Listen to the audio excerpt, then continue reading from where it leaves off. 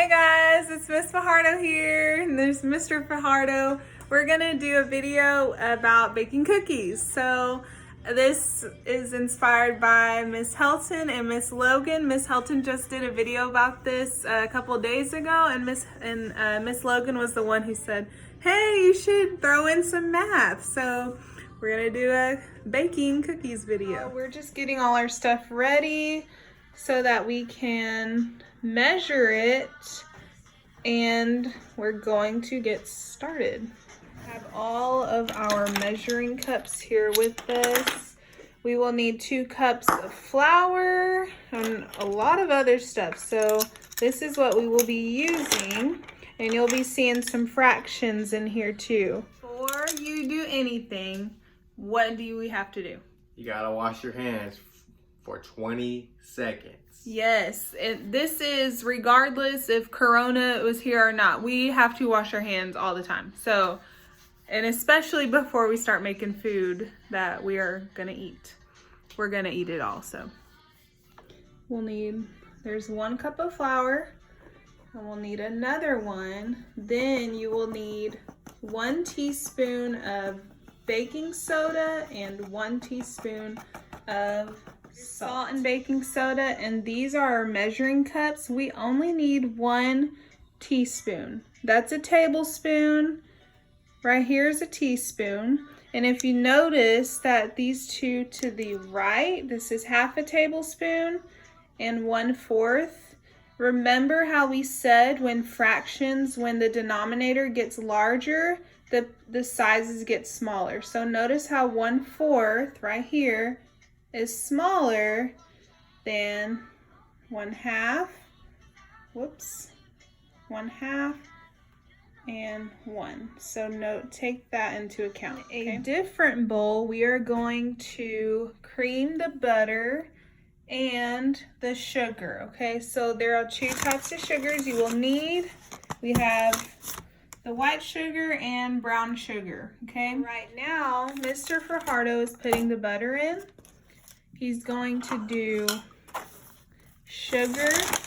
It says to put 3/4 of a cup. So this right here is 1/4. So we are going to do 1/4 plus 1/4 plus 1/4, which will give us 3/4.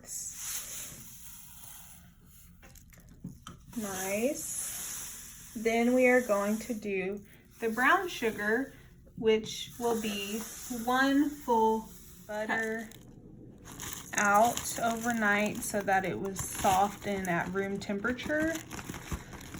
So we are going to have to try really hard to mix it all together. We also do not have a mixer, so we are going to use our big muscles. Coach, this is Mr. Fajardo. He's also a coach, so he's got some big muscles. So we have to mix this up together and make sure that sugar goes into the fat of the butter to get it just right for our cookies when we combine them. So we just gotta get all that mixed in. Again, we do not have all the proper baking stuff, but like we are using a salad bowl and just one of my mom's bowls because we are not, we are still building our kitchen inventory because, yeah, we just got married and we don't have a lot of stuff. So this would be a lot better if you did have all this stuff, but we're still hopeful that the cookies are gonna come out. They're gonna come out good. Yes. I wonder who has been eating, yeah, all of the chocolate chips. Oh my goodness. Not me. Yeah. And the eggs, you will need 1.5 teaspoons of vanilla. So that was 1 teaspoon. Now we're gonna need half of that. There's half. So now we'll do that amount. Again, that was just half of the 1 whole. So now we'll do our 2 eggs. don't make a mess. Nice. And we got our whisk ready to whisk this all up. Mixing this all in. This is what you call a mixture. This is, we are changing the physical properties of this. So what you can do to make it more fun, you could dance with it. Okay, you could dance with it. Mr. Fajardo loves to dance. Yeah. We like to dance over here in the Fajardo house.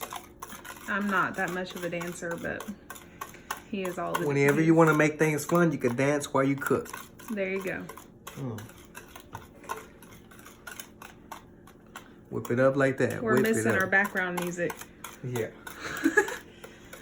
And yep, we're just mixing that up. We have not made a chemical change yet. That takes place when we add heat to it, and we can no longer separate these things.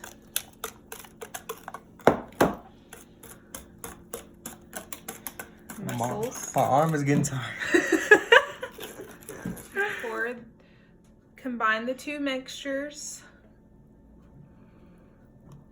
And after we start mixing that up a little bit, we will start adding the chocolate chips that Mr. Fajardo, yeah, he almost ate all of them. Way to go. That's what I do. He told me to hide them from him, so I had to hide them before we started making these. So if they're all gone, we know why. So yeah, mix all that up. And then we'll do 2 cups, I think. I'll have to double check. We'll start doing the chocolate chips. Add in the bag of chocolate chips. So bear with us. Whatever chocolate chips are left. Thanks a lot. So here, hold that one. Put these bad boys in there.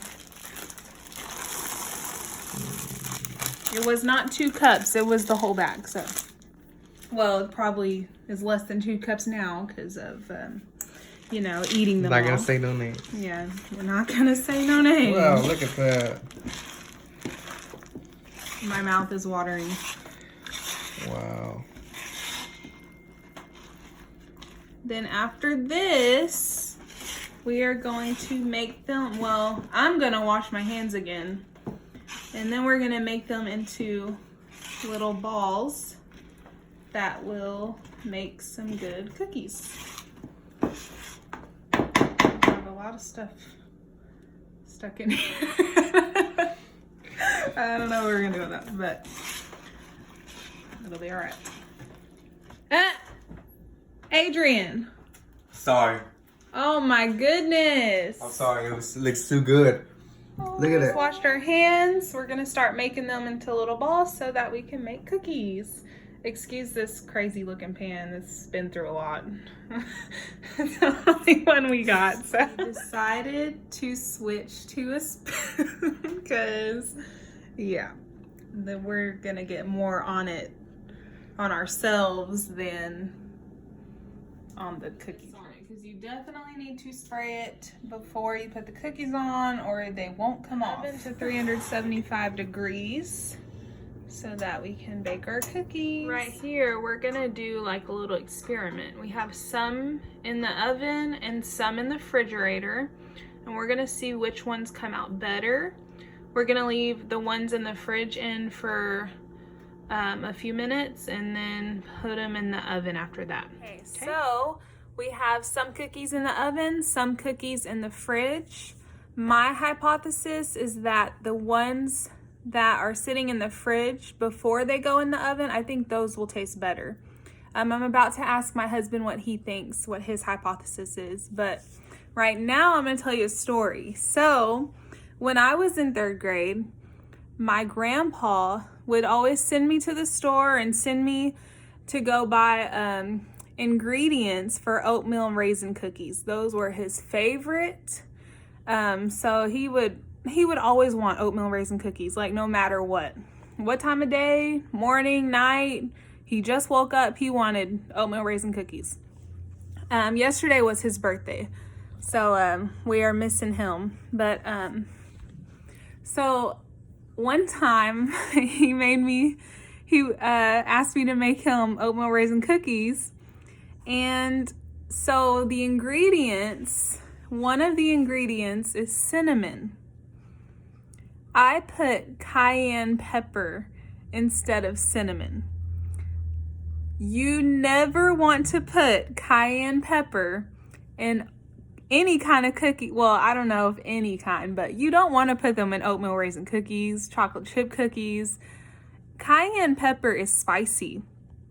So my grandpa had spicy oatmeal raisin cookies. So they were not sweet, they were hot. So word of advice, just make sure you read the directions before you do something.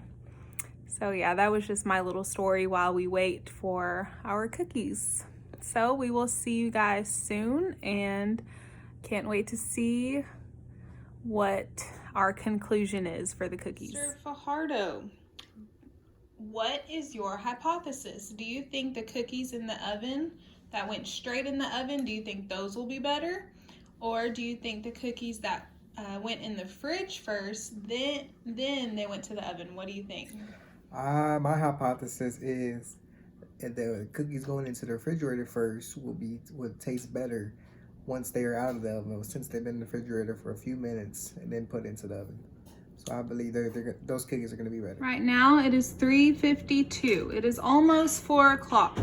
When it is 4 o'clock, this shorthand will be directly on the 4, right in the middle, and this longhand will be on the 12.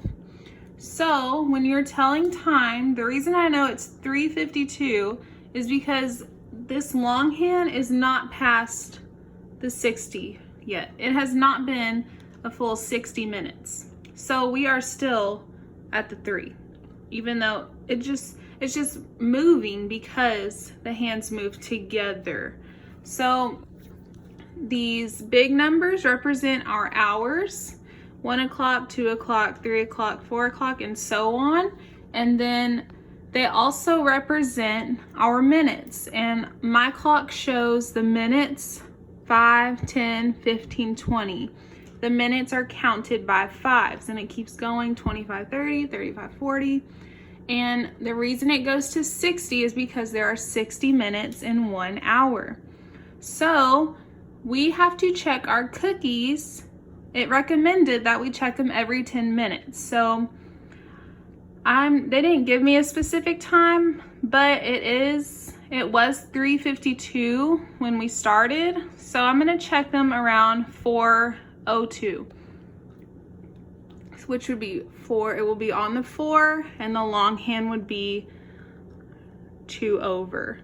So again, the numbers, these are your hours, and you count your minutes too by 5s, and each individual mark is just counted by 1. So after 60, it just goes 1, 2, 3, 4, 5, 6, 7, 8, 9, 10. Okay, so we will come back when the shorthand is on the 4 and the longhand is on the second one, because that would be 2, and that will be 10 full minutes. So I already took the cookies out, and I already ate 2, sorry. These were the ones that I just put directly in the oven, and I kind of burnt them. Yeah, they are burnt. These are the ones that were in the fridge before they went in the oven. So I think my hypothesis was correct, but it was probably due to human error, because they both look good. These just look a little darker. These are burnt. So they probably would have both been equally as good.